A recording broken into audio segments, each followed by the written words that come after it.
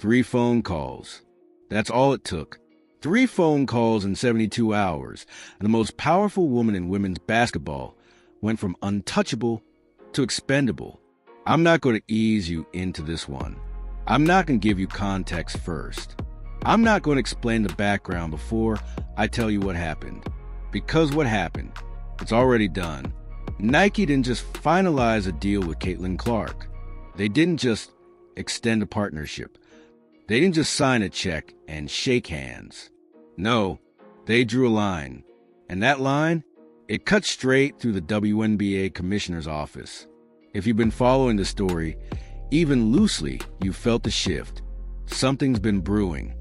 Something's been building. The tension, the silence, the awkward interviews, the careful phrasing, the press releases that said everything and nothing at the same time. But now we know why. Hit that like button right now, because what you're about to hear isn't speculation. It isn't rumor. It's a documented, verified, undeniable sequence of events that just reshape professional women's basketball. And it all centers on one player who never asked for permission. Let me take you back. Just a little. Just enough to understand how we got here. 6 months ago, Caitlin Clark was the most talked about player in college basketball history. Record breaker, ratings machine, the woman who filled arenas, sold out merchandise, and made casual fans care about March Madness again. Everyone knew she was coming to the WNBA. What nobody expected was what would happen when she arrived. See, there's a difference between talent and disruption. There's a difference between being good and being undeniable. Most players enter the league and adjust. They learn the pace. They defer to veterans. They wait their turn. Caitlin didn't wait. She walked in like she belonged. And that, right there, that was the first crack. Because inside WNBA leadership, there was a plan, a roadmap, a way things were supposed to go. Certain narratives were being protected. Certain players were positioned for specific roles. Certain partnerships were in place. And then Caitlin Clark happened. Suddenly, sponsors started asking questions they weren't supposed to ask. Suddenly, viewership numbers started telling stories nobody was prepared to hear. Suddenly, every jersey sale, every social media spike, every trending hashtag led back to one name. Not the commissioner, not the league, not the established stars. Just her. And here's the thing about momentum. It doesn't care about your plan. Inside the WNBA's headquarters, sources say the mood shifted fast. What started as optimism, this is great for the league, became concern. Quiet meetings, closed doors, conversations that never made it to press releases. Because when one player starts generating more attention than the entire institution around her, the institution has a choice to make. Embrace it or fight it.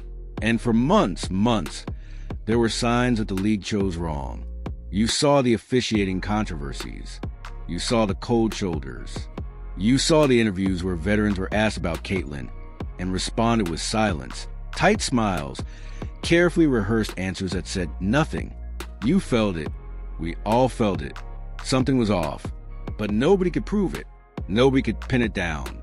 Nobody could say definitively that the league was mishandling its biggest opportunity in decades. Until Nike made it impossible to ignore. Here's what you need to understand about Nike. They don't guess. They don't hope. They don't make emotional decisions. Nike operates on data. Pure, cold, undeniable data. Market research. Consumer behavior. Brand trajectory. Long-term value projections. When Nike backs someone, it's not because they like them. It's because the numbers say this person will define the next era. And when Nike finalized their deal with Caitlin Clark, when they expanded it, amplified it, committed to a global partnership that dwarfs anything the WNBA has ever seen, they weren't just signing a player. They were making a statement. And that statement, it landed like a bomb inside the commissioner's office. Because suddenly, the league's most important corporate partner was aligned with the player the league had been struggling to position. Suddenly, the biggest brand in sports had made its choice. Publicly, loudly, irrevocably. And it wasn't a choice that included asking the commissioner for permission. Let me tell you what sources say happened next. 3 phone calls. The first came from a major sponsor. Not Nike, another one. A brand that had been in discussions with the league about expanding their partnership. They wanted clarity. They wanted to know where the league stood on Caitlin Clark. They wanted assurances that she would be central to upcoming campaigns. The second call came from a team owner, someone with deep pockets and deeper concerns. They asked a simple question: are we managing this correctly? Because from where I'm sitting, it doesn't look like it. The third call, that one came from inside Nike itself. And that's the one that changed everything. I'm going to stop here for a second, because I need you to understand something. This isn't about Caitlin Clark being better than other players. This isn't about diminishing anyone else's contributions. This isn't about creating conflict where none exists. This is about something much bigger. This is about what happens when an institution fails to recognize the moment it's in. The WNBA has spent years, decades, fighting for attention, fighting for respect, fighting for viewership, sponsorships, media coverage, cultural relevance. And then, finally, the moment arrived. The player arrived. The attention arrived. And instead of building around it, there were factions within the league that saw her as a threat. Not a threat to the game, a threat to the existing order. And that miscalculation? That's what we're watching collapse right now. When Nike announced the expanded deal, the numbers spoke for themselves. Within 48 hours, Caitlin Clark merchandise outsold every other WNBA player combined. Not by a little, by a margin so large that retailers started calling the league office asking for more inventory. Inventory that didn't exist because nobody had projected this level of demand. Social media engagement around the announcement exceeded the league's entire digital output for the previous quarter. News outlets that had never covered women's basketball were suddenly running segments. International markets that had shown zero interest in the WNBA were suddenly requesting broadcast rights. And through all of it, Caitlin Clark did something interesting. She said nothing. No press conference. No victory lap. No pointed comments about the league or its leadership. Just silence. Just work. Just showing up, doing her job, and letting the results speak for themselves. That silence was louder than any statement she could have made, because it forced everyone else to fill the void.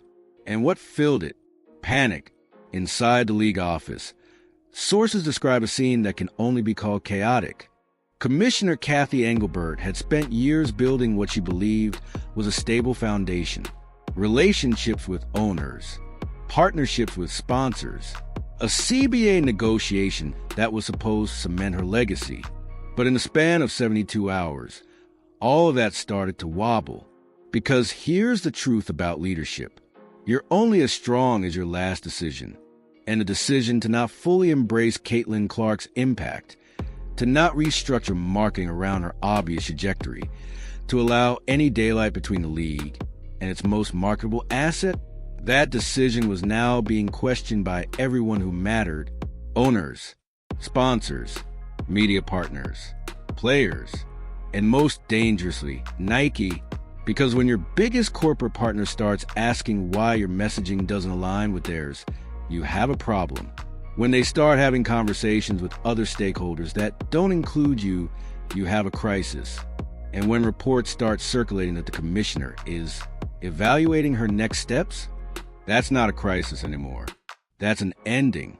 But here's where this story takes a turn nobody expected. Because what happened next wasn't a resignation. It wasn't a press release. It wasn't a carefully managed transition. It was something else entirely. Something that's still unfolding. Something that tells us a real battle, the one that will determine the future of women's basketball, is just beginning. And Caitlin Clark? She's right at the center of it, whether she wants to be or not. The call lasted 11 minutes. 11 minutes that rewrote the future of women's basketball. And when it ended, sources say Commissioner Kathy Engelbert sat in silence for nearly an hour. No calls out, no emails, no statements, just silence. Because sometimes, when the ground shifts beneath you, there's nothing to say. There's only the slow, sickening realization that the world you built isn't the world you're standing in anymore. And that call, it wasn't from an enemy. It was from an ally, someone who had supported her, someone who had defended her decisions, someone who had, until that very moment, believed the league was on the right path. But the Nike deal changed everything. And that ally, they weren't calling to strategize. They were calling to warn her. Let me back up for a moment. Because to understand what's happening now, you need to understand what was supposed to happen. The WNBA had a plan. A clear, carefully constructed, 5-year roadmap designed to grow the league in a controlled, sustainable way.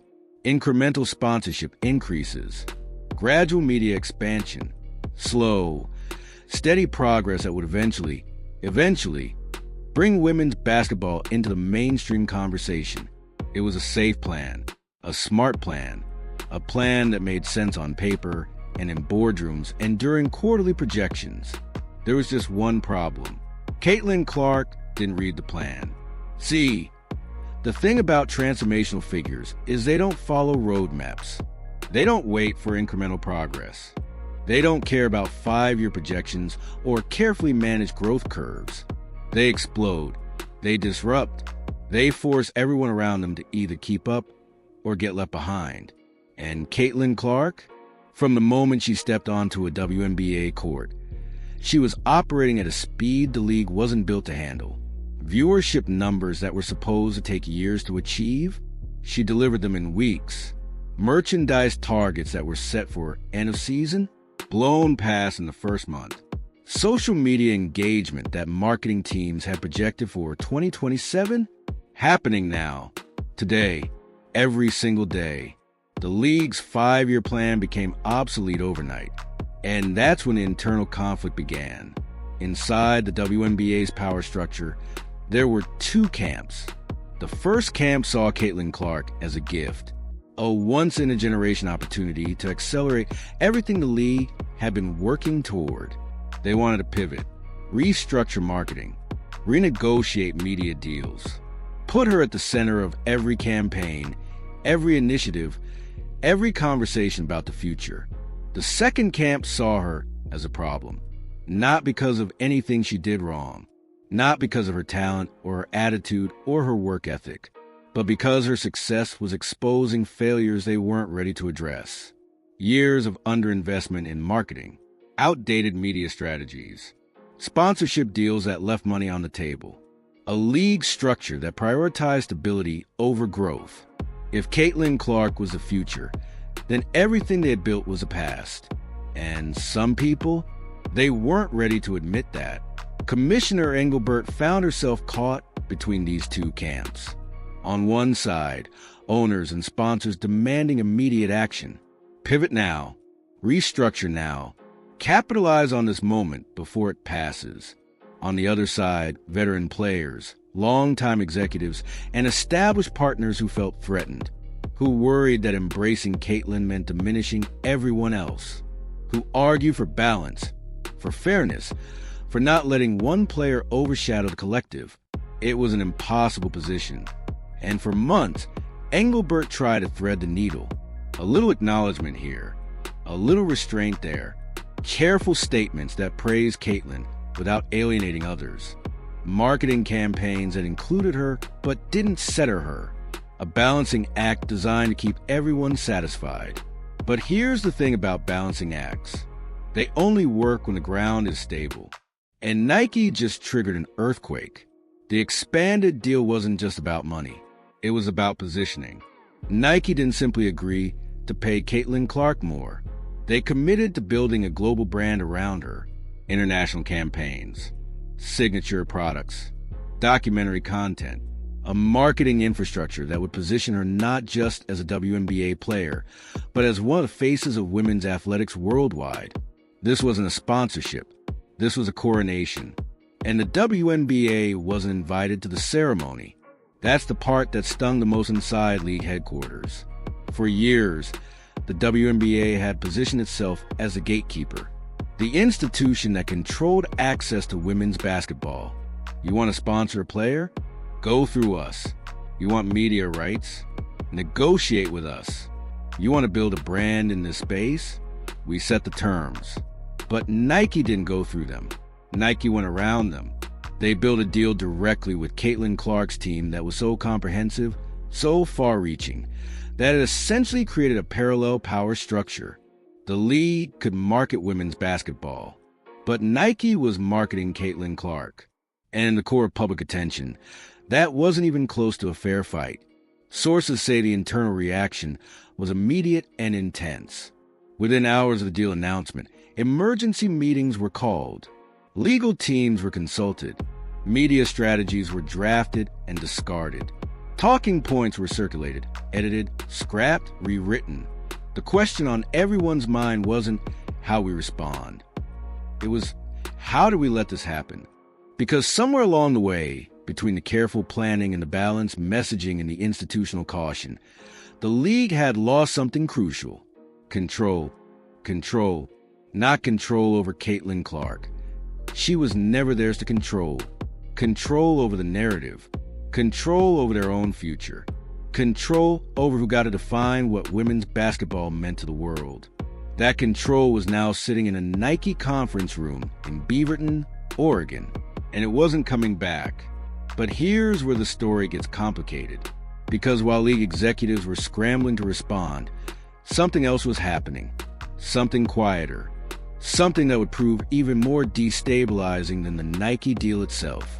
Players were talking, not publicly, not on social media, not in interviews, behind closed doors, in group chats, in private conversations that sources say spread through the league like wildfire. And the sentiment? It wasn't what you might expect. See, the easy narrative is that WNBA players resented Caitlin Clark, that they were jealous of her success, threatened by her popularity, bitter about the attention gap. And yes, there were moments that supported that narrative.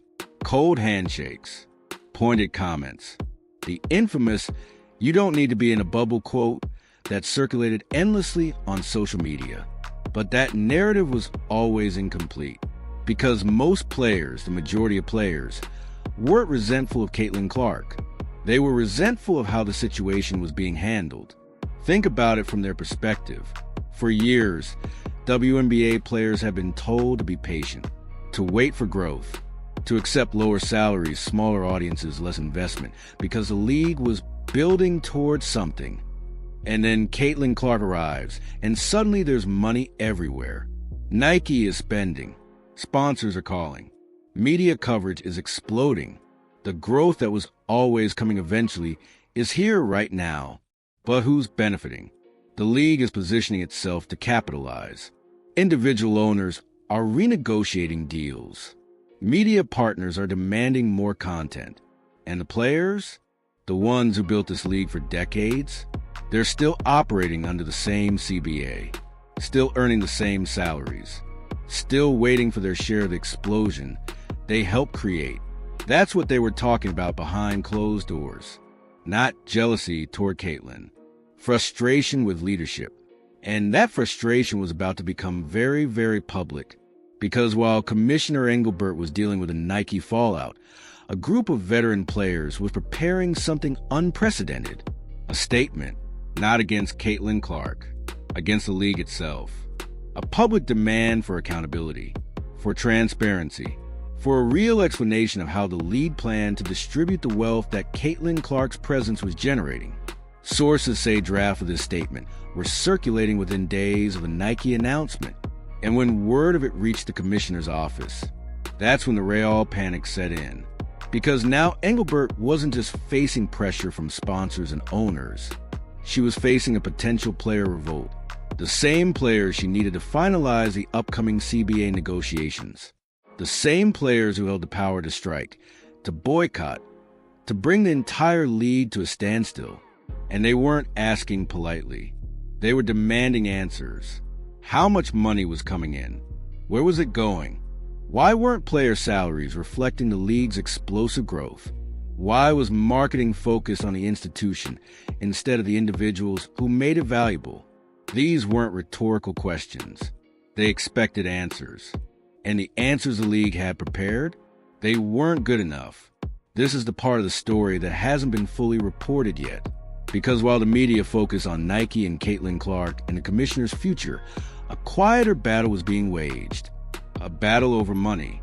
A battle over power. A battle over who gets to profit from the biggest moment in women's basketball history. And at the center of that battle, whether she intended it or not, was Caitlin Clark. Because her success wasn't just changing the game on the court.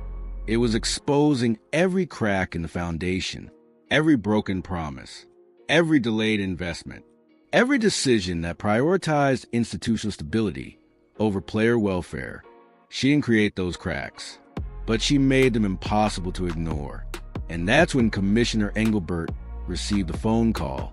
The 11-minute call that sources say changed everything. The call was a longtime ally, someone who had been in her corner since she took the job, someone who understood the pressures of politics, the impossible balancing act she'd been attempting. But this call wasn't about support. It was about reality. The players are unified, the caller said. The sponsors are aligned.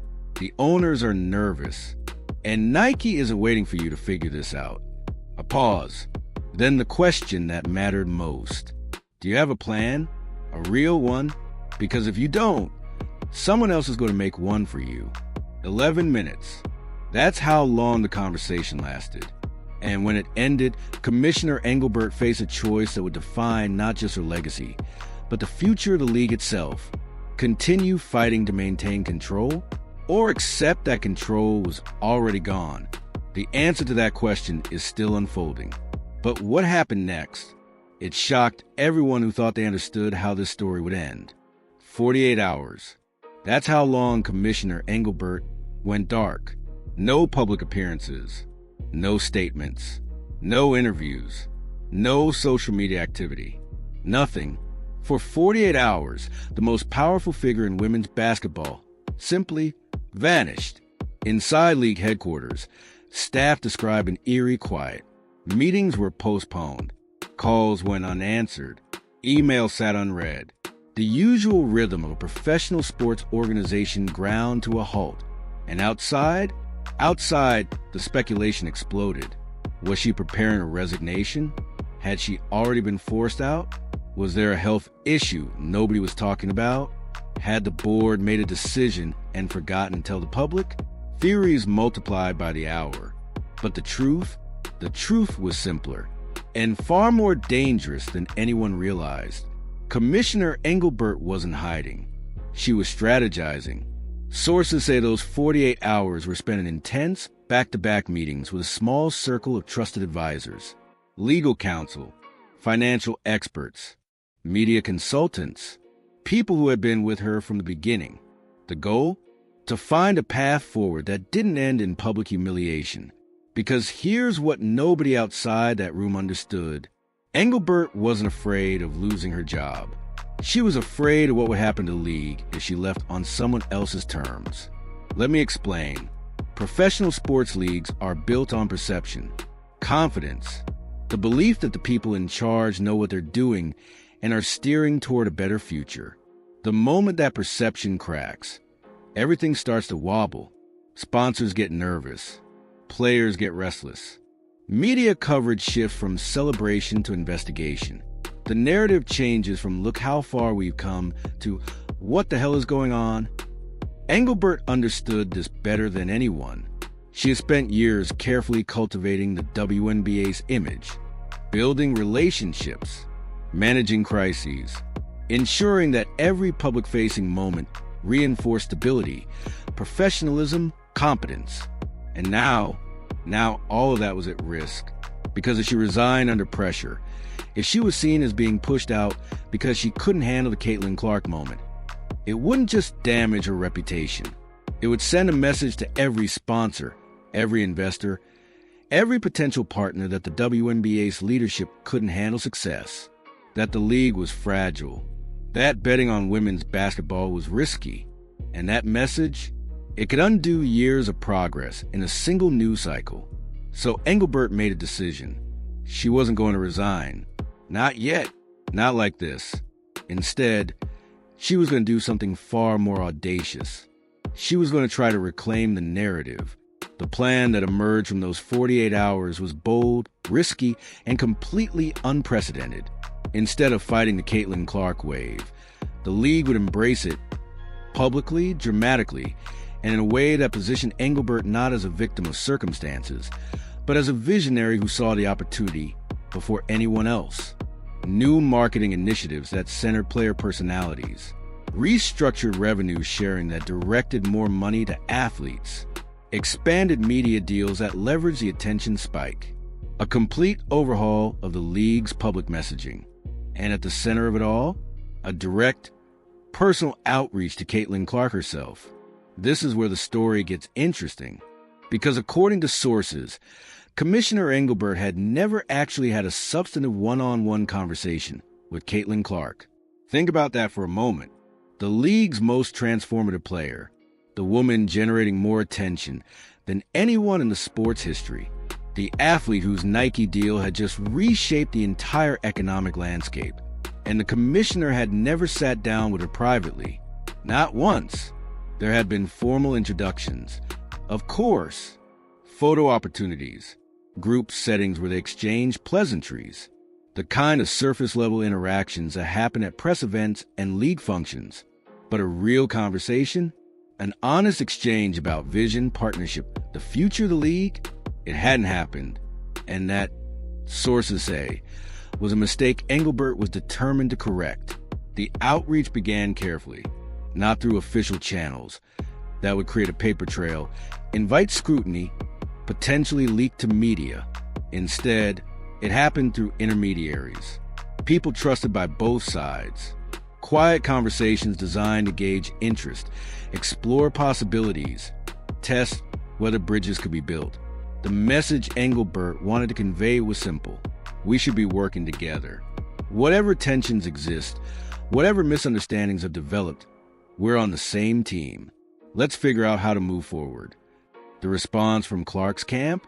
Polite, professional, and notably non-committal. See, this is where Caitlin Clark's silence becomes interesting. Throughout this entire crisis, she had said almost nothing publicly. No complaints about the league. No criticism of leadership. No pointed comments about being undervalued or mistreated. Just work. Just performance. Just showing up, doing her job, and letting everything else unfold around her. Some interpreted this as diplomacy, smart media management, letting the results speak instead of getting dragged into controversies. Others saw it differently. They saw a young woman who understood, perhaps instinctively, perhaps through shrewd advice, that silence was its own form of power. Because every day she didn't complain, the contrast grew louder. Here was a league, struggling to manage its messaging. Here were executives scrambling to respond to crises. Here were veterans making awkward comments that inevitably backfired. And here was Caitlin Clark. Calm, focused, winning. The optics were devastating. When Engelbert's intermediaries reached out, Clark's team responded with professional courtesy. They appreciated the gesture. They were open to dialogue. They valued the league and wanted to see it succeed. But they also made something clear. They weren't waiting. The Nike deal was done. The personal brand infrastructure was being built. The global positioning was already underway. If the league wanted to be part of Caitlin Clark's future, that was wonderful. But it wasn't necessary. That response landed hard inside league headquarters, because it confirmed what some had feared but none had wanted to admit. The power dynamic had shifted. For decades, the WNBA held all the cards. Players needed the league. Sponsors needed the league's blessing. Media access flowed to the league's gatekeepers. But now a single player had enough independent leverage to operate on her own terms.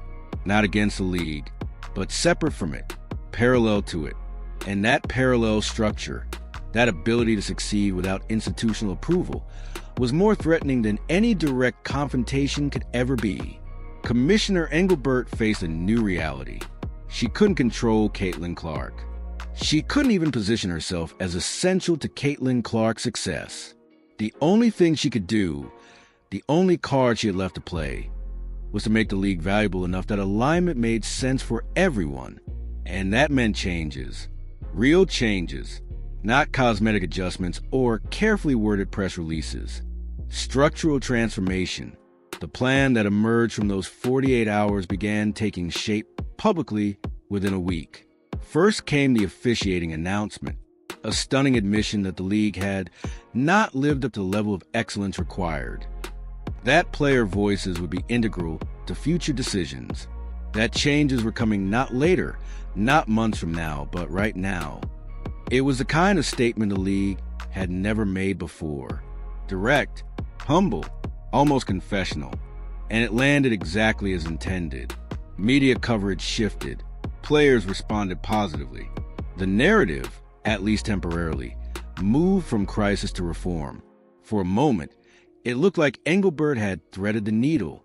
For a moment. But here's the thing about crisis management. You can win a news cycle. You can even win a week. But winning the moment isn't the same as solving the problem. Because while the officiating announcement grabbed headlines, the underlying tensions remained unresolved. The CBA negotiations were still deadlocked. Player frustrations were still simmering.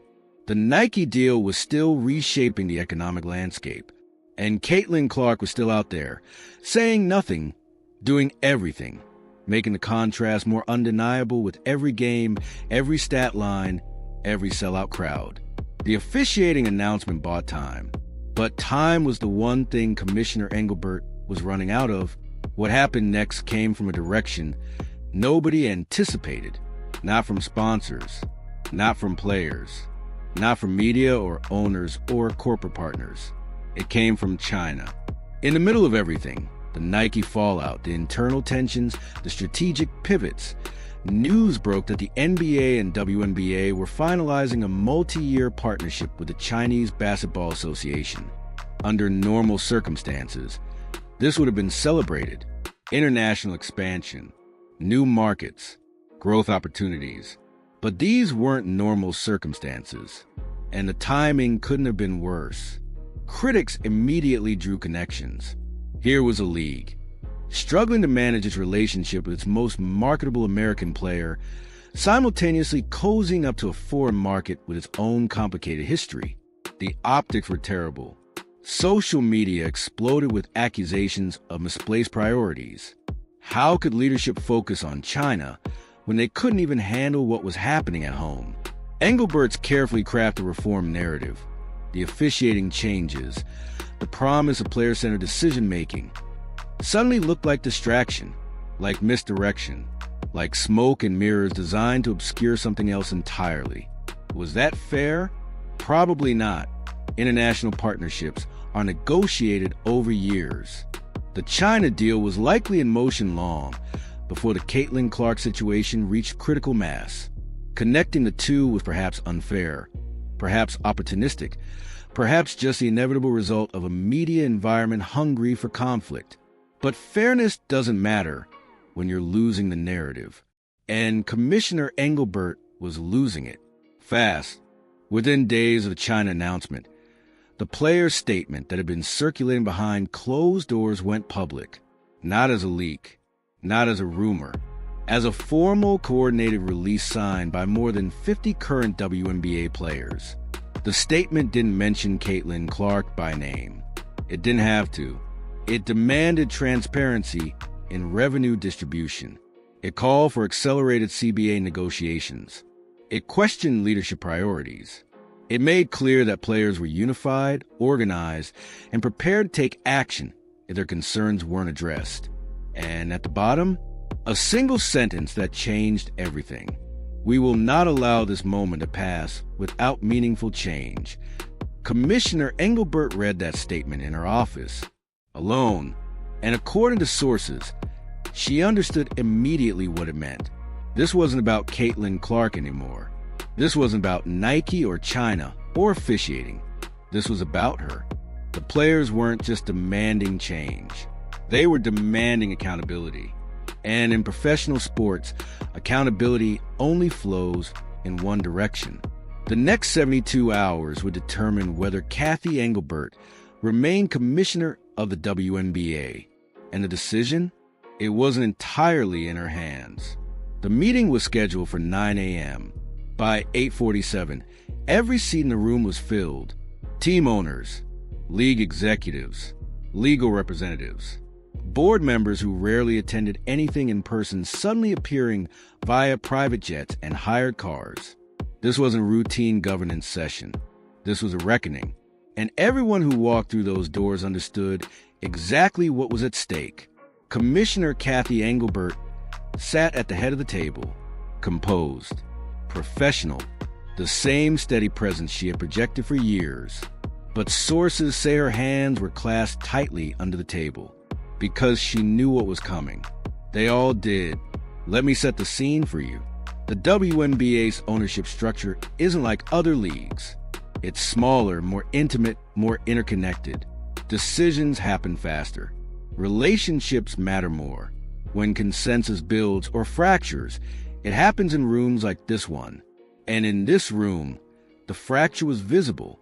On one side sat owners who had grown increasingly frustrated with the league's handling of the Caitlin Clark phenomenon.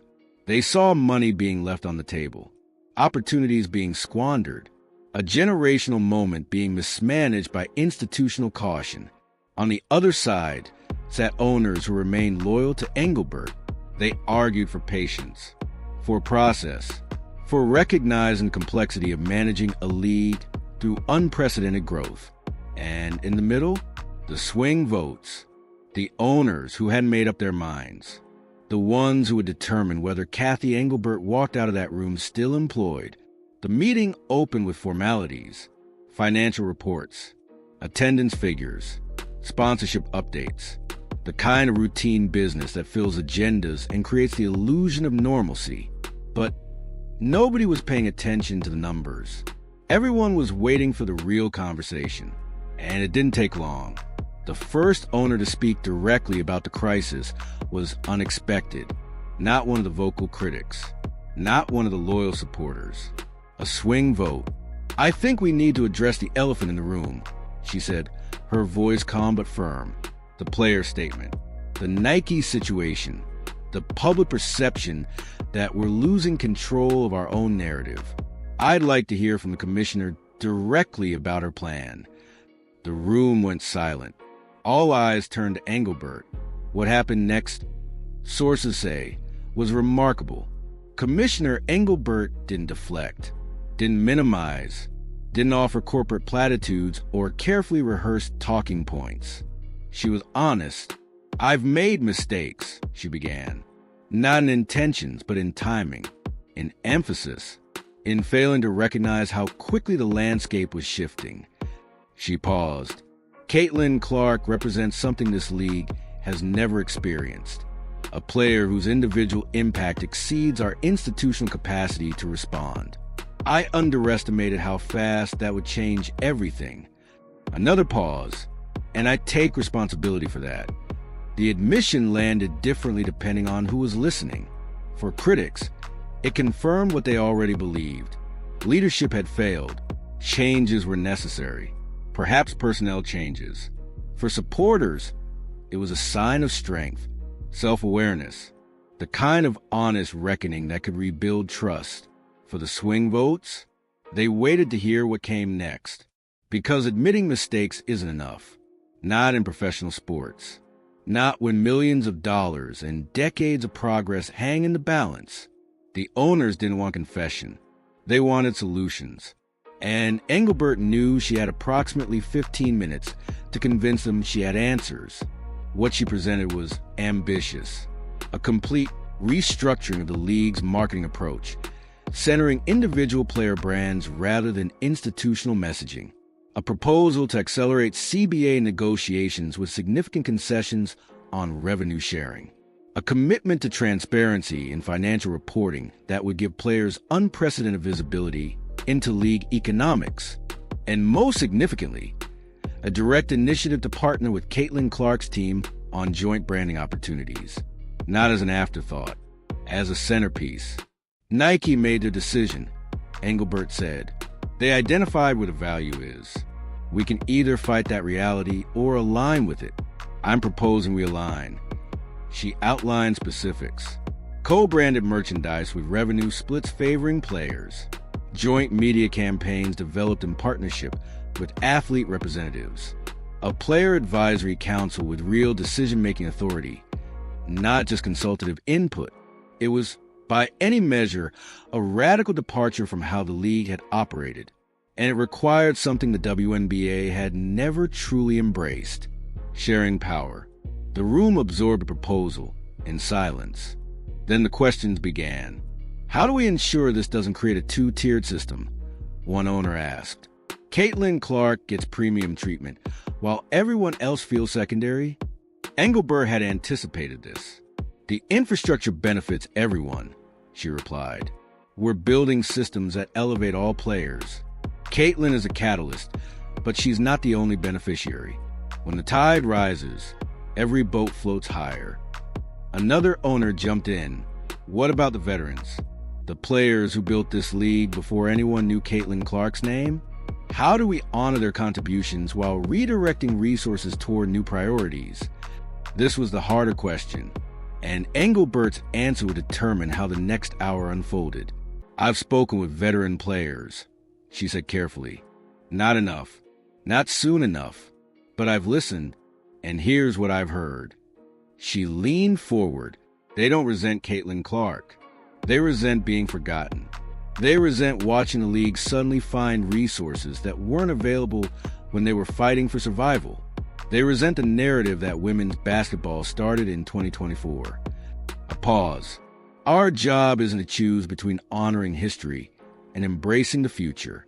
It's to do both, simultaneously, without apology. For the first time since the meeting began, heads began nodding.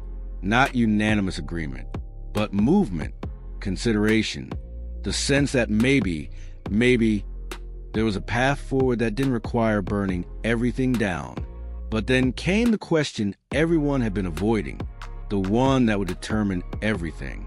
It came from the owner who had been silent throughout, the one whose vote carried the most weight, the one who had stayed loyal to Engelbert through every previous crisis, but had recently gone quiet, notably conspicuously quiet. Kathy, he said, using her first name in a way that signaled familiarity and gravity simultaneously. Everything you've outlined makes sense. The strategies are sound. The pivot is necessary. I agree with all of it. He paused. The room held its breath. But here's my question, and I need you to answer honestly. Another pause.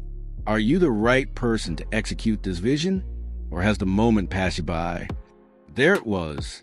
The question that had been lurking beneath every conversation, every meeting, every speculation since the Nike deal dropped.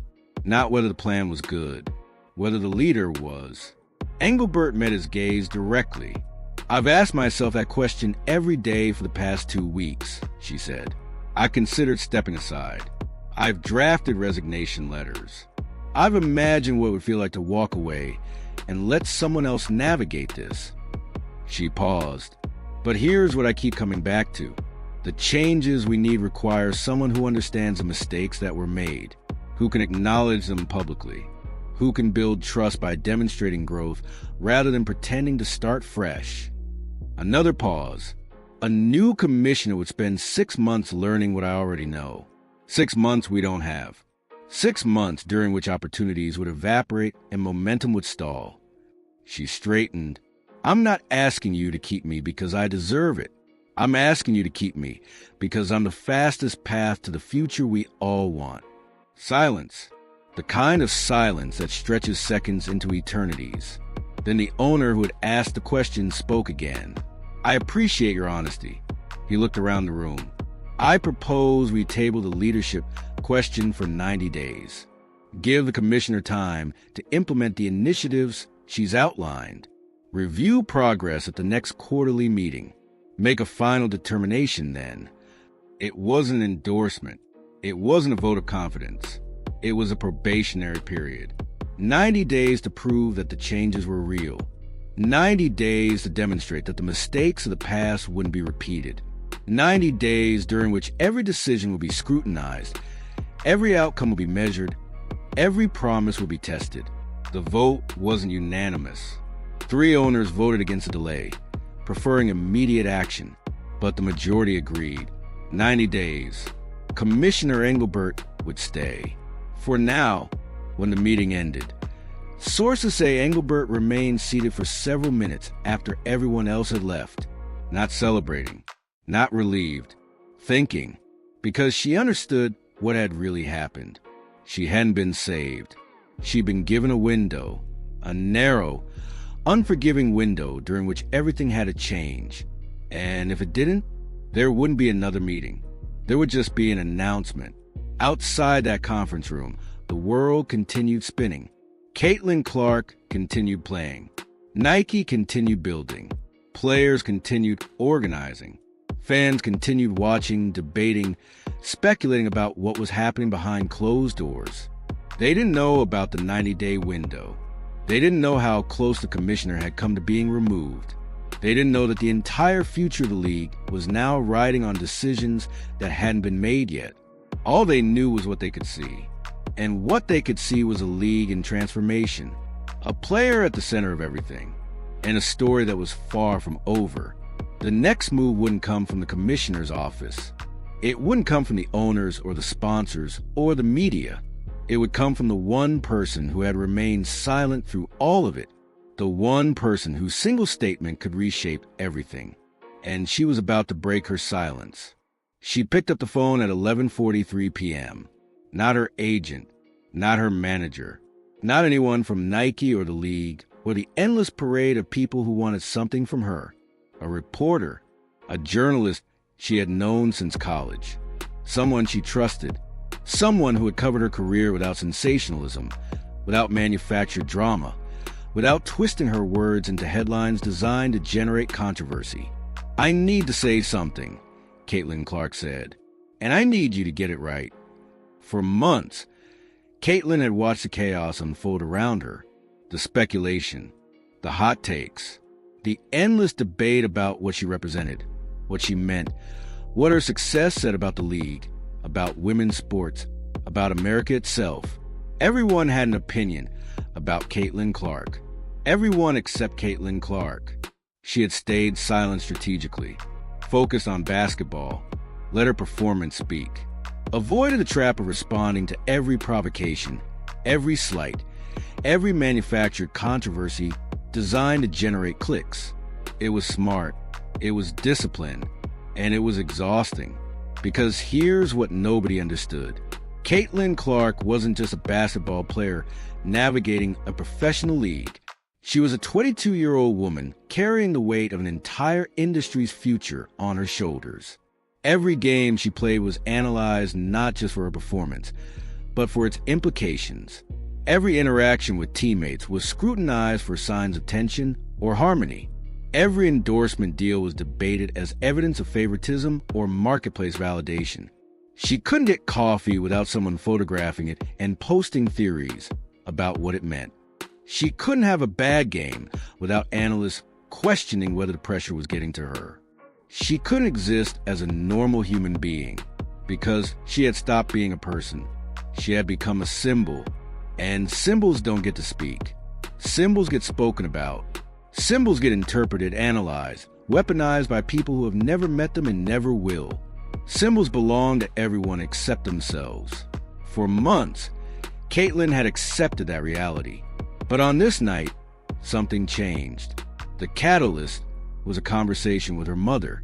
They talked every day, sometimes for 5 minutes between practices and meetings, sometimes for hours when the schedule allowed. Her mother was her anchor, the person who remembered who Caitlin was before the world decided who she should be. That night, her mother had asked a simple question. Are you happy? Not, are you successful? Not, are you handling everything okay? Not, are you meeting expectations? Just, "Are you happy?" And Caitlin had paused. For too long. Long enough that her mother understood the answer without hearing it. "I don't know," Caitlin finally said. "I don't know if I'm allowed to be happy. I don't know if that's even the right thing to want anymore. There's so much riding on this. So many people watching. So many expectations." Her voice cracked slightly. "Sometimes I feel like I'm disappearing. Like the person I used to be is getting smaller and smaller. And this other thing, this brand, this symbol, this whatever, is taking over." Silence on the other end. Then her mother's voice, quiet and steady. "Then maybe it's time to remind people who you are." That conversation ended at 11:30 p.m. 13 minutes later, Caitlin picked up the phone. The interview wasn't scheduled. No PR team was consulted. No talking points were prepared. No corporate approval was sought. Just Caitlin and a journalist she trusted, talking for nearly 2 hours about everything she had been holding inside. The conversation ranged across topics nobody expected her to address. Her relationship with the league, her thoughts on the commissioner, her feelings about veteran players who had publicly and privately made her feel unwelcome, her perspective on the Nike deal and what it actually meant to her, and most significantly, her vision for what women's basketball could become. Not what others wanted it to be, what she believed it should be. The journalist published the interview 3 days later. It landed like a bomb. Here's what Caitlin said about the league. "I love the WNBA. I'm grateful for the opportunity to play here, but I'm not going to pretend everything is perfect when it isn't.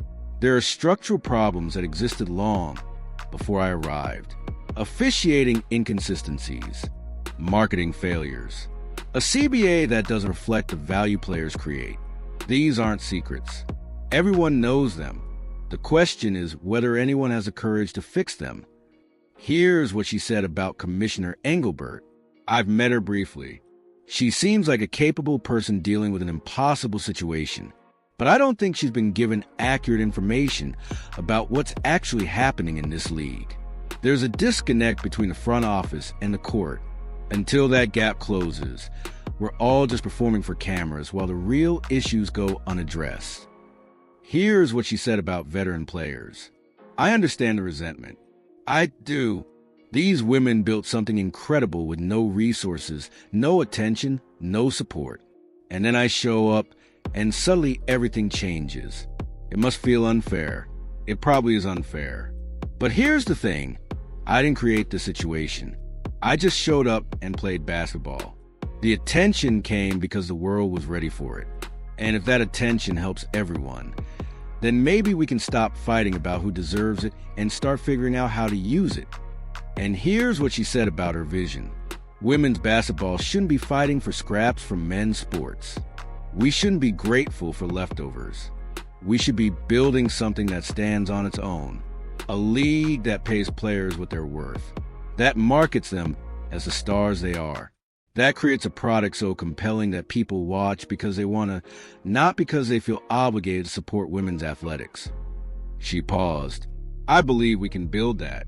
But it requires everyone, players, owners, sponsors, media, to stop protecting the old way of doing things and commit to something new." The reaction was immediate and overwhelming. Supporters called it the most honest assessment of women's basketball ever delivered by an active player. Critics accused her of arrogance, of overstepping, of a rookie presuming to lecture veterans and executives with decades of experience. But regardless of perspective, everyone agreed on one thing. Caitlin Clark had just changed the conversation. Inside league headquarters, the interview created chaos. Commissioner Engelbert's team scrambled to respond. What should the official reaction be? Agreement would seem weak. Disagreement would seem defensive. Silence would seem like surrender. They settled on a carefully worded statement acknowledging Clark's valuable perspective while emphasizing the league's ongoing commitment to improvement. It satisfied no one. But the real impact wasn't in the commissioner's office. It was in locker rooms across the league. Players who had been privately frustrated suddenly had permission to speak. If Caitlin Clark, the most scrutinized athlete in women's sports, could be honest about the league's problems, then why were they staying silent? Within 48 hours, 6 more players gave interviews echoing Clark's themes. Then 10 more. Then 20. What had been a coordinated player statement became a movement, and Commissioner Engelbert's 90-day window suddenly looked a lot shorter. The owners noticed. Sponsors noticed. Media noticed. Everyone noticed that the balance of power had shifted again, not because of a Nike deal, not because of a board meeting, because one player had decided to tell the truth. Caitlin Clark's interview accomplished something remarkable. It unified a fractured league, not around her personally.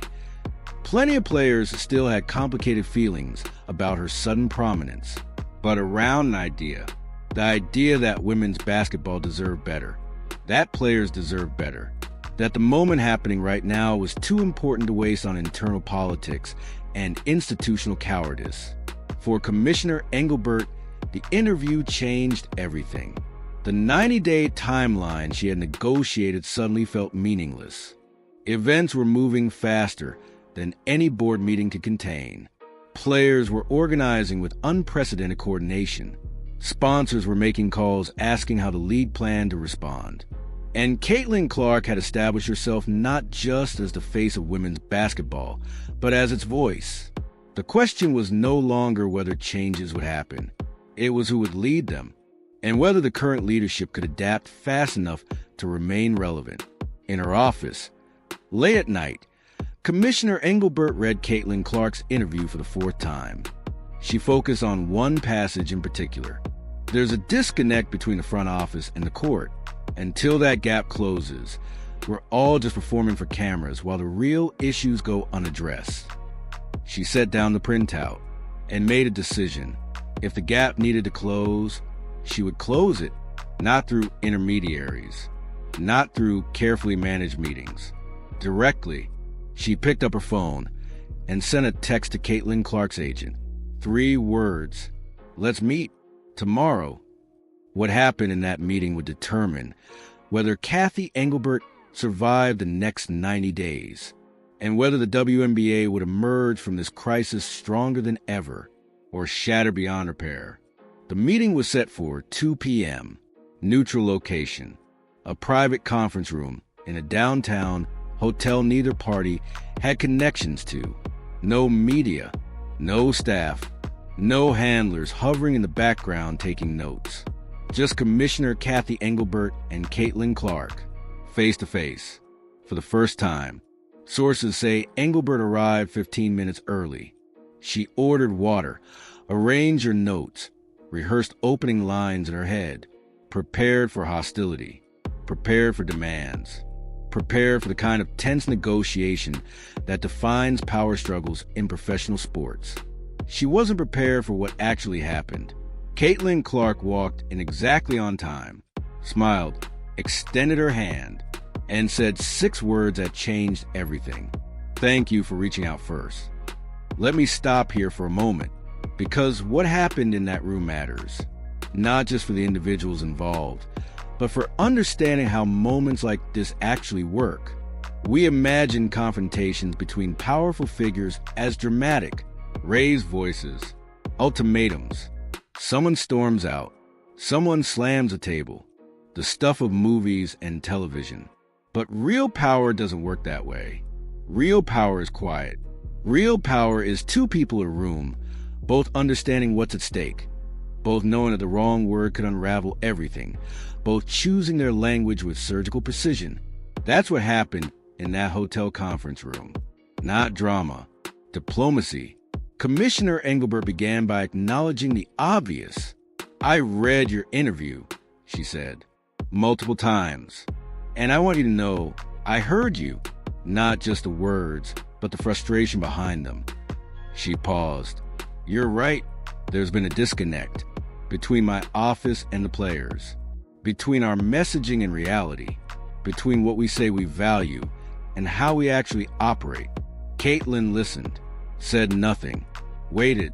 I'm not here to defend myself, Engelbert continued. I'm here to ask a question, a real one, not for public consumption, not for a press release. She leaned forward slightly. What do you need from this league? Not what would be nice. Not what would help. What do you actually need to feel like this is a partnership instead of battle? Sources say Caitlin took her time responding. When she finally spoke, her voice was calm, measured, the voice of someone who had thought deeply about this moment long before it arrived. I need the league to stop being afraid of me, she said. Engelbert blinked. Afraid? Yes. Caitlin nodded. Afraid of what I represent, of how my success makes other people feel, of the attention that follows me and what it means to the existing order. She paused. I'm not trying to take anything from anyone. I'm not trying to diminish veterans or steal spotlight or reshape the league in my image. I just want to play basketball at the highest level and help grow the sport I love. Another pause. But I can't do that if every decision about me is filtered through fear, through worry about who might be offended, through constant calculation about optics and balance, and managed narratives. Engelbert absorbed the words. You're saying we've been managing around you instead of working with you. Yes, and that's created perception, maybe the reality, that the league views you as a problem to be contained rather than an asset to be leveraged. Exactly. Silence. Then Engelbert asked the question that mattered most. How do we fix that? What followed, sources say, was a 2-hour conversation that covered everything. Marketing strategies, revenue sharing, player relations, media handling, the role of Nike, the concerns of veterans, the upcoming CBA negotiations. Not a negotiation exactly, more like a planning session. Two people with different perspectives and different stakes trying to find common ground. And remarkably, they found it. The framework that emerged wasn't revolutionary. It was practical. First, direct communication. Engelbert committed to monthly calls with Clark's team, not through intermediaries, but personally. No filters, no corporate buffers, just honest dialogue about concerns, opportunities, and challenges. Second, collaborative marketing. The league would involve Clark's representatives in campaign development from the beginning, not as an afterthought. Her brand and the league's brand would be aligned deliberately, not accidentally. Third, veteran engagement. Clark agreed to participate in league-organized events celebrating WNBA history, to publicly honor the players who built the foundation she was now standing on, to use her platform to elevate others, not just herself. Fourth, transparency. Both parties committed to addressing conflicts directly before they became public controversies. No leaks, no passive-aggressive interviews, no letting tensions fester until they exploded. It wasn't a legal agreement. It wasn't binding in any formal sense. It was something more valuable, an understanding, a recognition that despite different positions and pressures, both parties wanted the same thing, a thriving women's basketball league that served everyone, players, fans, sponsors, and the sport itself. When the meeting ended, something unexpected happened. Caitlin didn't leave immediately. She stayed and asked Engelbert a personal question. How are you holding up? The commissioner was caught off guard. For weeks, everyone had been asking about her job, her strategy, her survival, her next move. Nobody had asked how she was actually doing as a person. It's been difficult, Engelbert admitted. This job was hard before. Now it's... She searched for the right word. Relentless. Caitlin nodded. I understand. Maybe more than you realize. She paused. Everyone wants something from us. Everyone has opinions about how we should handle pressure we didn't ask for. Everyone thinks they know what we're thinking, what we're feeling, what we should do. Another pause. It's lonely, even when you're surrounded by people. For a moment, the power dynamics dissolved. They weren't commissioner and player. They were two women navigating impossible expectations in a world that viewed them primarily as symbols, not people. Two women who understood what it meant to carry weight that would crush most people. Two women who, despite everything, were still standing. "I won't pretend we're going to be friends," Caitlin said as she gathered her things to leave. "I don't know you well enough for that. And honestly, our positions might require us to be adversaries sometimes." Engelbert nodded. "But I want you to know something," Caitlin continued. "I'm not your enemy. I've never been your enemy. The people trying to position us against each other, they're the problem. Not you, not me." She extended her hand again. "Let's prove them wrong." Engelbert shook it. "Let's try." Word of the meeting leaked within hours. Not the details. Those remained private.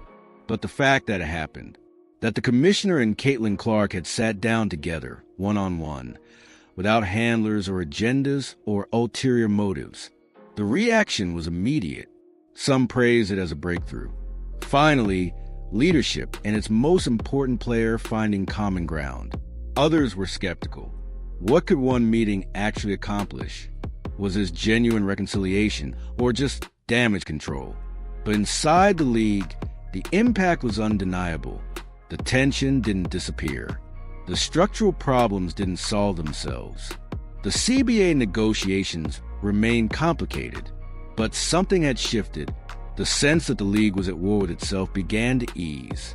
The narrative started moving from conflict toward possibility. And both camps, those who supported Engelbert and those who wanted her gone, had to reckon with new reality. Caitlin Clark and the commissioner weren't enemies. They were aligned, and that alignment changed the calculus for everyone. For the owners who wanted Engelbert removed, the meeting was a setback. How do you push out a commissioner who just secured the support of the league's most valuable asset? For the sponsors watching nervously, the meeting was reassurance. Maybe this league wasn't as dysfunctional as it appeared. For the players organizing around the statement, the meeting was complicated. Was Caitlin Clark with them? Against them? Playing a different game entirely? And for Commissioner Engelbert herself, the meeting bought something precious. Time. Not much, but enough to start implementing the changes she had promised. Enough to demonstrate that the 90-day window wasn't just about survival. It was about transformation.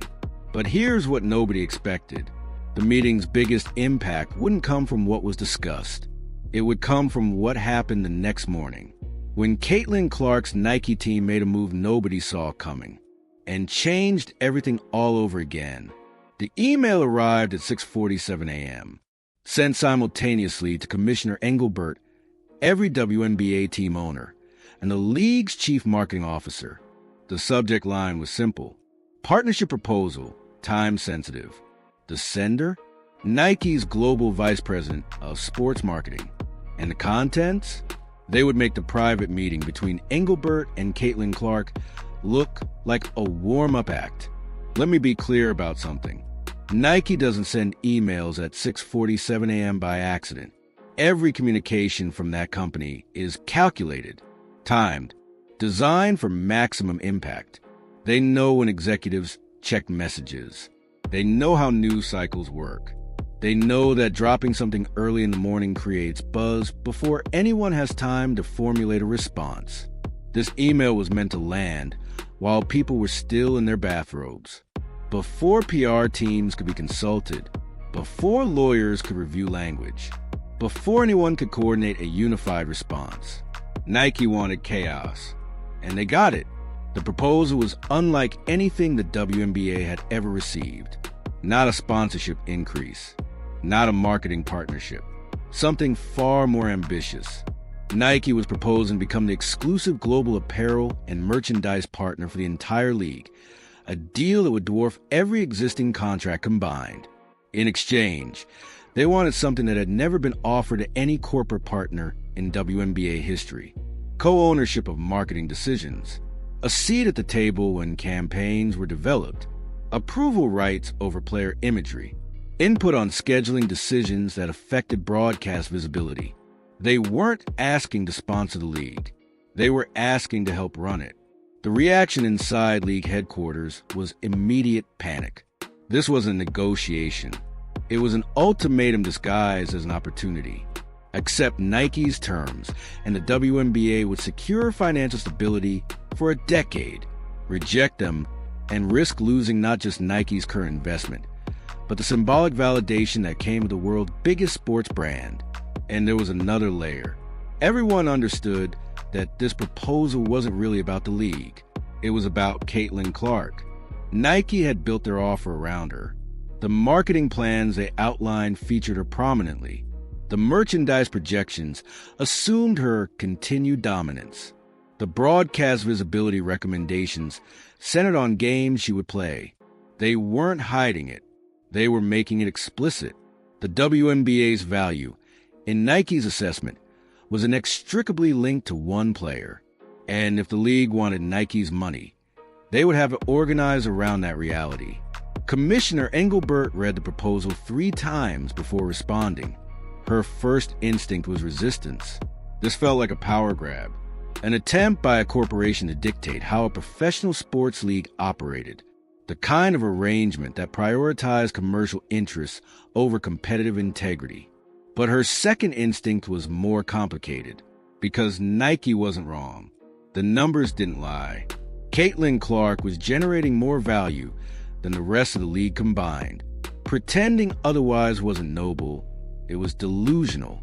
And if the league didn't organize around its most valuable asset, someone else would. Nike was just making that explicit. Within hours, the proposal leaked. Of course it did. Someone, nobody ever confirmed who, shared the details with a sports business reporter. By noon, every major outlet was running stories about Nike's unprecedented power play. The takes came fast and furious. Some called it visionary. Finally, a major brand recognizing the true potential of women's basketball and putting real resources behind it. Others called it dangerous. A corporation attempting to purchase influence over a professional sports league. The commodification of athletics taken to its logical extreme. And plenty of people saw it for what it really was. A referendum on Caitlin Clark. Inside locker rooms, reactions were mixed. Some players welcomed the potential influx of resources, better facilities, higher salaries, the kind of investment they had been demanding for years. Others were wary. If Nike's proposal centered on one player, what did that mean for everyone else? Would marketing resources be distributed fairly? Would players who weren't named Caitlin Clark become afterthoughts in their own league? The unity that Caitlin's interview had created began to wobble, not because players disagreed with her, but because they didn't fully trust the forces gathering around her. The veteran players were particularly vocal. This isn't about growing women's basketball. One all-star said privately, this is about building a brand, one brand, and using the rest of us as background decoration. Another veteran put it more bluntly, we spent 20 years being invisible. Now we're being told we should be grateful to be visible as supporting characters in someone else's story. How has that progressed? These concerns reached Caitlin within hours, and they put her in an impossible position. She hadn't asked Nike to structure their proposal around her. She hadn't been consulted on the terms. She had learned about it the same morning as everyone else. But it didn't matter. Her name was attached. Her brand was the centerpiece. And every criticism of Nike's approach became, by extension, a criticism of her. The carefully constructed unity began to fracture, not dramatically, not publicly, but in the quiet ways that matter most. Conversations that went silent when she entered rooms. Text chains that didn't include her. Interviews where teammates carefully avoided mentioning her name. The warmth she had started to build was cooling, and she could feel it. Caitlin faced a choice. Distance herself from Nike's proposal and risk damaging the most important partnership of her career, or embrace it and confirm every suspicion that she saw herself as bigger than the league. There was no good option, only degrees of bad. She called her agent at 3 a.m., unable to sleep. They're using me, she said. Nike is using me to pressure the league, and the league is going to blame me for it. I'm becoming the villain in a story I didn't write. Her agent listened, then asked a question that mattered. What do you want to do? Silence. I don't know, Caitlin admitted. For the first time in my life, I don't know what the right move is.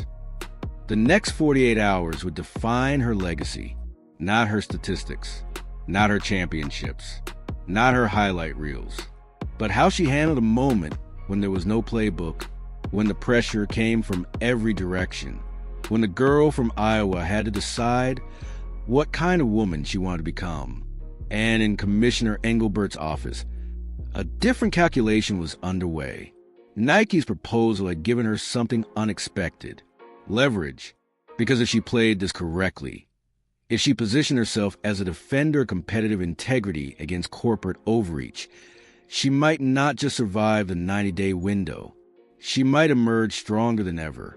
The question was whether Caitlin Clark would be standing beside her or against her.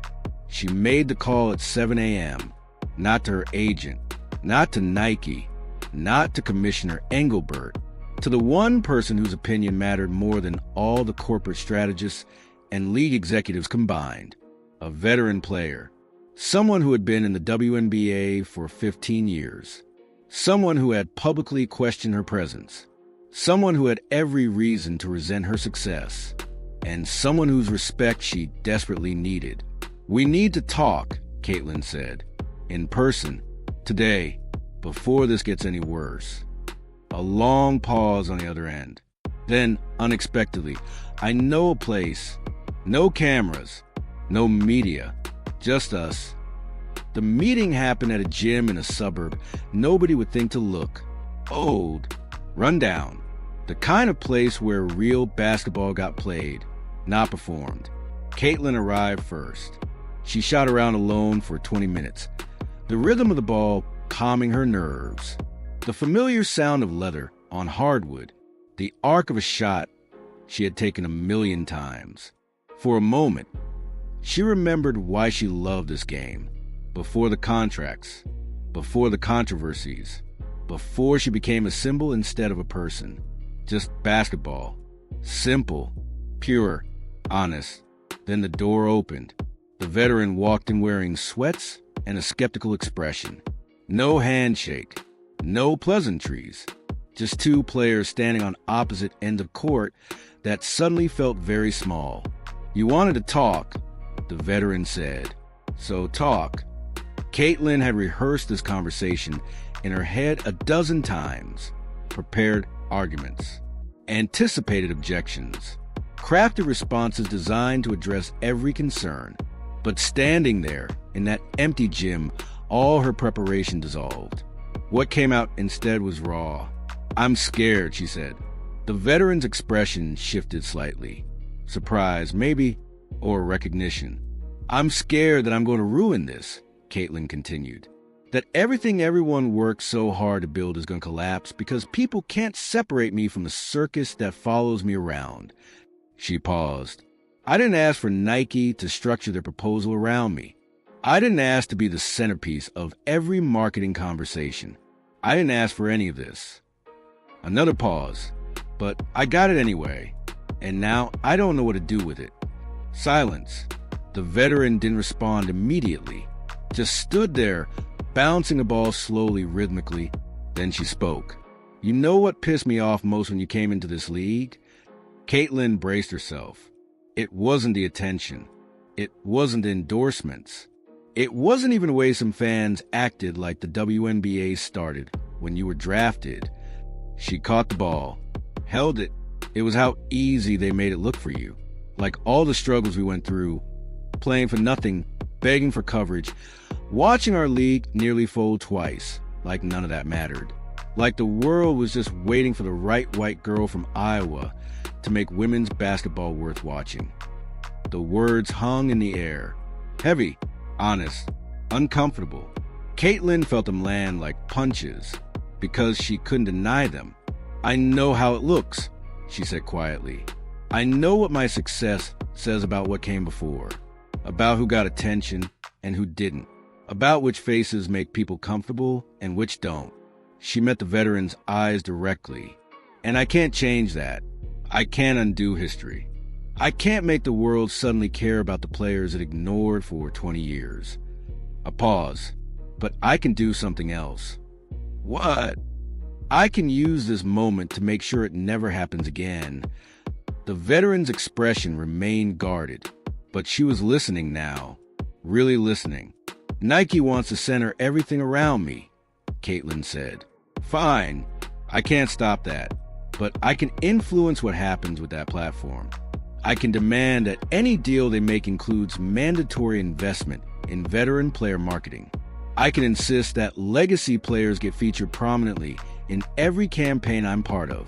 I can use my leverage to pull everyone else up instead of just climbing myself. She paused. That's what I want to do. But I need to know if you'll work with me. If the veterans will work with me. Because if I do this alone, it looks like charity. Like pity. Like the star player throwing scraps to the people beneath her.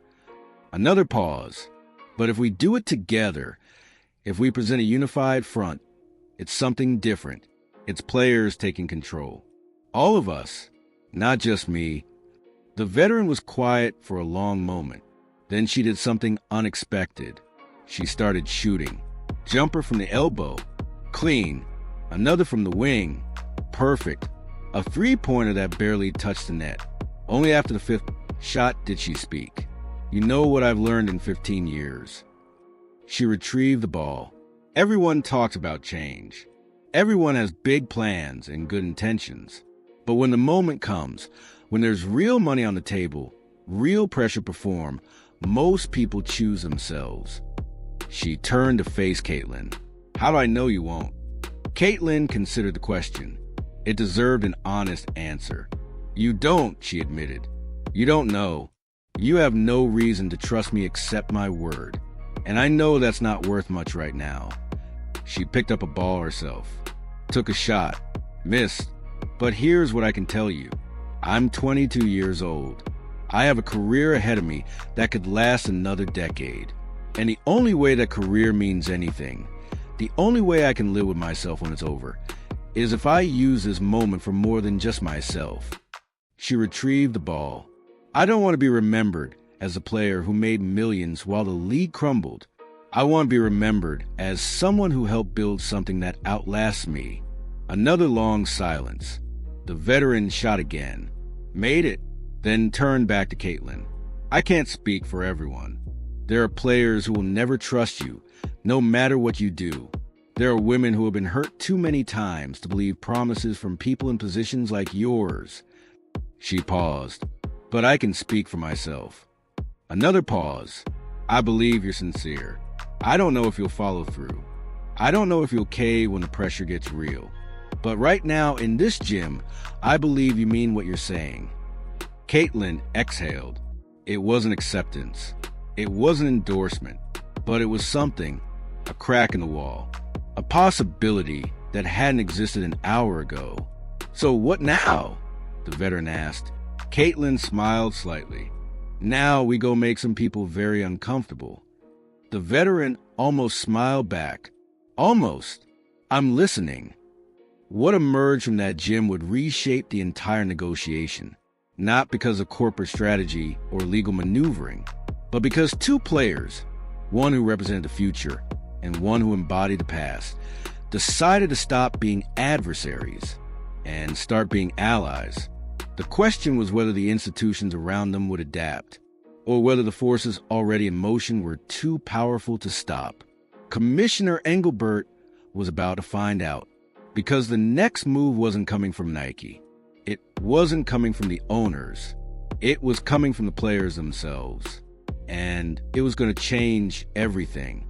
The document was 17 pages long, single-spaced, detailed, and it landed on Commissioner Engelbert's desk at 9 a.m. with a handwritten note attached. Read this before you respond to Nike. The players, not some players. Not a group of concerned athletes.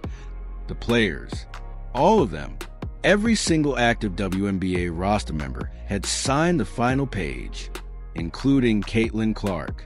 Commissioner Engelbert had seen player demands before. CBA negotiations. Working condition complaints, salary disputes, the usual friction that exists between labor and management in professional sports. But this was different. This wasn't a complaint. It was a counterproposal. And it was more sophisticated than anything the league's own legal team had produced. The document opened with a statement of principles. We, the players of the WNBA, recognize that this league stands at a historic inflection point. The attention, investment, and opportunity currently available are unprecedented. How these resources are allocated will determine whether women's basketball achieves lasting equity or returns to the margins of American sports consciousness. It continued, "We reject the premise that we must choose between honoring our history and embracing our future. We reject the framing that positions individual players against collective interests. We reject any arrangement that grants outside entities decision-making authority over our league without proportional player representation." And then came the demands. There were 7 of them. First, any partnership with Nike or any major sponsor must include a player advisory board with veto power over marketing decisions affecting athlete imagery and branding. Second, revenue sharing from all new sponsorship deals must be restructured to direct at least 50% of increases directly to player compensation. Third, a mandatory legacy fund must be established, allocating 10% of all new marketing revenue to retired players who built the league during its formative decades. Fourth, player likeness rights must be individually negotiated, not collectively bargained, giving each athlete control over how her image is used commercially. Fifth, the league must commit to minimum marketing investments for every team, not just franchises with marquee players, ensuring equitable visibility across the league. Sixth, CBA negotiations must be accelerated, with a new agreement in place before the next season begins. Seventh, an independent ombudsman must be appointed to address player concerns about officiating, team treatment, and league policies. Someone accountable to players, not management. Commissioner Engelbert read the document twice, then a third time. Then she set it down and stared out her window for a very long time. Here's what she understood immediately. This was a negotiating position designed to be bargained down. This was a statement of minimum acceptable terms. The players weren't opening a conversation. They were drawing a line. Accept these principles or face the consequences. And the consequences were spelled out explicitly on page 15. Should the league fail to engage substantively with these proposals within 14 days, the Players Association will initiate a formal work action. We are prepared to strike. We are prepared to boycott. We are prepared to take whatever steps are necessary to ensure that this moment is not wasted. 14 days, 2 weeks. That's all the time Commissioner Engelbert had to respond. And she knew, everyone knew, that the players weren't bluffing. Not this time. The timing was devastating. The regular season was approaching. Training camps were weeks away. Media deals were being finalized. Sponsors were making commitments based on expected content delivery. A strike wouldn't just disrupt operations. It would shatter confidence in the entire enterprise. Every sponsor would invoke force majeure clauses. Every media partner would demand renegotiation. Every investment predicated on league stability would evaporate overnight. The players weren't just threatening their own salaries. They were threatening to burn the whole thing down. And here's what made it worse. They could afford to. Unlike previous generations of WNBA players who had no alternatives, no leverage, no ability to survive without league paychecks, this generation was different. Many had lucrative overseas contracts waiting. Some had endorsement income that exceeded their WNBA salaries. A few, like Caitlin Clark, had personal brands valuable enough to sustain them indefinitely. For the first time in league history, the players could outlast a labor dispute. The league couldn't. Commissioner Engelbert called an emergency board meeting. Within hours, owners were once again assembled, this time via video conference. Given the urgency, the mood was tense, divided, and increasingly hostile. "This is extortion," one owner declared. "We can't negotiate with ultimatums." It sets a precedent that players can dictate terms whenever they want. Another disagreed. It's not extortion. It's leverage. They have it. We don't. That's the reality we're dealing with. A third voice, calmer than the others. The question isn't whether we like the situation. The question is, what happens if we don't reach an agreement? Can any of us afford a canceled season? Silence. Nobody could. Commissioner Engelbert listened to the debate without intervening. She was calculating, not just the immediate crisis, but the longer trajectory, because she understood something the owners were missing. This wasn't really about the players versus the league. It was about what kind of league would exist when the dust settled. The old WNBA, scrappy, underfunded, perpetually fighting for relevance, was already dead. Caitlin Clark had killed it, not intentionally, not maliciously, just by existing, by generating attention that exposed how inadequate the existing structures were. The question was what would replace it. A league controlled by corporate partners like Nike, who saw players as assets to be managed. A league controlled by players, who might prioritize short-term compensation over long-term stability, or something else entirely. Engelbert finally spoke. I want to respond to the players directly. The room fell silent, not through lawyers, not through the Players Association. Directly, face-to-face with their leadership. One owner objected. That's unprecedented. We negotiate through proper channels. Proper channels got us here, Engelbert interrupted. How's that working out? Silence again. We have 14 days. 14 days to save this league, or watch it tear itself apart. I don't have time for proper channels. I need to know right now if you'll give me authority to negotiate on behalf of ownership. The vote was close. 7 in favor, 5 opposed, but it passed. Commissioner Engelbert had authorization to negotiate directly with player leadership, with one condition. Whatever agreement she reached would require final board approval. If ownership didn't like the terms, they could reject them, and the strike would begin. Engelbert accepted those terms. She had no choice. The clock was ticking. 14 days, and the future of women's basketball hung in the balance. But as she prepared for the most important negotiation of her career, she understood something else. Whatever happened next wouldn't be determined by lawyers or executives or corporate strategists. It would be determined by the players themselves, by whether they trusted her enough to make a deal, by whether Caitlin Clark and the veteran leadership could hold their coalition together, by whether everyone involved could set aside ego and history and resentment long enough to build something better. And that outcome? It wasn't something she could control. She could only show up, make her case, and hope that the moment was bigger than the people in it. The meeting was set for the following morning. 11 players representing the full roster. Commissioner Engelbert representing ownership. One room, one chance. Everything on the line. The room was silent when Commissioner Engelbert walked in. 11 players seated on one side of a long conference table. 11 faces that represented every era of the WNBA, from first-round picks to undrafted veterans who had clawed their way onto rosters through sheer determination. Caitlin Clark sat in the middle, not at the head, not in a position of prominence.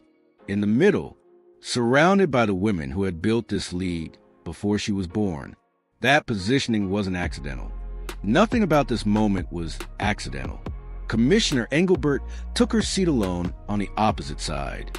No lawyers, no assistants, no backup, just her, one woman facing 11. The optics were intentional, a demonstration of vulnerability, of respect, of understanding that this moment required something different than corporate posturing. She placed a single folder on the table. Then she spoke. "I'm not here to defend the past," she began.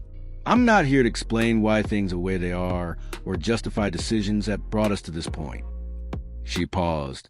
"I'm here to listen, to understand what you need, and to find out if there's a path forward that works for everyone. The veteran player who had met with Caitlin in the gym spoke first. "We don't need speeches, Commissioner. We need commitments. Written, binding, enforceable." Engelbert nodded. "I understand. That's why I brought this." She opened the folder. Inside was a document. Not the league's counterproposal. Not a legal framework designed to protect ownership interests. Something else entirely. Her resignation letter. The room shifted. Confusion. Surprise. Suspicion. Caitlin's eyes widened slightly. The veteran leaned forward. "What is this?" Engelbert took a breath. "This is my leverage," she said. "The only leverage I have left." She pushed the document to the center of the table. "If we can't reach an agreement today, if we can't find a way to move forward together, I will submit this letter to the board tonight. I will step down as commissioner, and I will publicly endorse every demand in your proposal on my way out the door." Silence. Complete, stunned silence. "I'm not doing this as a negotiating tactic," Engelbert continued. "I'm doing this because I believe what you're asking for is right. The revenue sharing, the legacy fund, the player advisory board. All of it, it's what this league should have been doing for years." She paused. "But I also know that some of you will never trust me, that my presence in this job is an obstacle to the unity you need, that as long as I'm commissioner, there will always be questions about whether the league is truly committed to change." Another pause. "So here's what I'm offering. If you want me gone, I'll go, quietly, without fighting, without making this about me. I'll clear the path for whoever comes next." She looked around the table. "But if you're willing to let me stay, if you believe I can be useful in implementing these changes, then I'm asking for a chance. One chance. To prove that I'm not your enemy." The players exchanged glances. This wasn't what they had expected. They had prepared for combat, for resistance, for the institutional defensiveness that had characterized every previous negotiation. Instead, they got surrender, or something that looked like it. The veteran spoke again. "Why should we believe you? After everything that's happened, after all the signals that this league doesn't value us the way it should, why should we believe that one meeting changes anything?" Engelbert met her eyes directly. "You shouldn't believe me. Belief requires evidence. I haven't given you any yet." She gestured to the resignation letter. "But this is my collateral. If I fail to deliver on the commitments we make today, you don't have to strike. You don't have to fight. You just have to release this letter. I've already signed it. It's dated today. The moment I break my word, I'm gone." Another long silence. Then Caitlin spoke for the first time. "You're putting your career in our hands." Engelbert turned to face her. "Yes. Why?" A pause. "Because I've spent 30 years in business learning that trust isn't given. It's earned. And sometimes the only way to earn it is to make yourself vulnerable." She looked around the table again. "I can't force you to believe me. I can only show you that I'm willing to risk everything on my own integrity. If that's not enough, then I'm not the right person for this job. And we'll both be better off knowing that now." The room remained still. 11 players processing an offer none of them had anticipated. The veteran looked at Caitlin. Caitlin looked back. Something passed between them, an understanding that transcended words. "We need a moment," the veteran said. Engelbert nodded. "Take whatever time you need." She stood, walked to the door, and left her resignation letter on the table. The players deliberated for 47 minutes. Nearly an hour of debate, argument, and discussion that sources say ranged from heated to emotional to surprisingly hopeful. Some wanted to accept the resignation immediately, remove the obstacle, start fresh with leadership they chose themselves. Others argue for giving Engelbert a chance, for recognizing the unprecedented nature of her offer, for acknowledging that having a commissioner who owed her job to players might be more valuable than installing an unknown replacement. And through it all, Caitlin Clark listened more than she spoke. When she finally did speak, it was decisive. We came here to change this league, not just to win a fight, but to build something better, something that lasts beyond any of us." She paused. Commissioner Engelbert just put herself at our mercy. She handed us a career and said, "Hold me accountable." No one in her position has ever done that before. Another pause. If we reject that, if we take her resignation and celebrate as a victory, we're saying that gestures don't matter, that vulnerability is weakness, that the only way forward is through destruction. She looked around at her fellow players. "I don't believe that. I believe we're better than that. I believe this league is better than that." The vote was 8-3. Commissioner Engelbert would stay, but she would stay on their terms, with the signed resignation letter held by the Players Association, ready to be released the moment she failed to deliver. When Engelbert returned to the room, she knew immediately, not from the words, from the energy, something had shifted, not quite trust, but possibility. "We accept your offer," the veteran said, "with conditions." Engelbert nodded. "I expected nothing less. The letter stays with us. You implement the 7 demands within 90 days. At the end of that period, we review progress. If we're satisfied, the letter is destroyed. If not," she didn't need to finish. Engelbert understood, agreed. What happened next wasn't dramatic. It was methodical.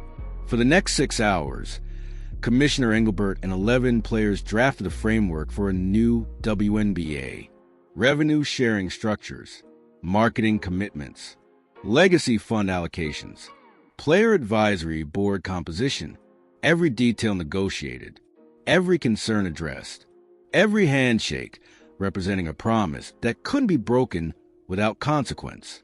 When the document was complete, 32 pages of structural transformation. Something remarkable happened. The veteran who had been Engelbert's harshest critic extended her hand. "Don't make us regret this." Engelbert shook it. "I won't." The announcement came 3 days later. A joint press conference featuring Commissioner Engelbert and player representatives, including Caitlin Clark. The media had expected conflict. They got collaboration. A unified front announcing the most significant reforms in WNBA history. Revenue sharing that would triple average player salaries within 2 years. Marketing investments that would ensure every team, every player, every market received meaningful resources. And at the center of it all, a new model of governance that gave players real power over their league's direction. Nike's proposal was renegotiated within a week. The core partnership remained, but the terms shifted. Instead of co-ownership of marketing decisions, Nike accepted an advisory role, with player representatives holding final approval. The investment increased significantly, but the control stayed with the league and its athletes. It was, by every measure, a victory for players, and for Commissioner Engelbert, who had bet everything on vulnerability and won. In the weeks that followed, Caitlin Clark returned to what she loved most, basketball. She led the league in scoring, set records that had stood for a decade, played with a joy that seemed different, lighter than before. When reporters asked about negotiations, she deflected. That chapter is closed. What matters now is what we build. And what they built was extraordinary. A league transformed, player-centered, financially sustainable, growing faster than anyone had predicted, not because of one player, not because of one commissioner, because of a moment when people who should have been enemies chose to become partners. The resignation letter stayed in a safe at the Players Association headquarters for exactly 90 days. On day 91, Commissioner Engelbert received a package. Inside was a letter, shredded into confetti, and a handwritten note. "You earned this. Now let's keep building." Signed by every player in the league. This wasn't how the story was supposed to end. The headlines predicted war. The analysts predicted collapse. Everyone expected the forces tearing at women's basketball to win. But they didn't. Because sometimes, rarely, but sometimes, the people in the room choose something bigger than themselves. And when they do, everything changes. Caitlin Clark didn't save the WNBA. Commissioner Engelbert didn't save the WNBA. The veterans didn't save the WNBA. They saved it together. And that, more than any deal, any record, any moment of individual brilliance, is a story worth remembering. Because the future of women's basketball wasn't decided by corporations or executives or media narratives.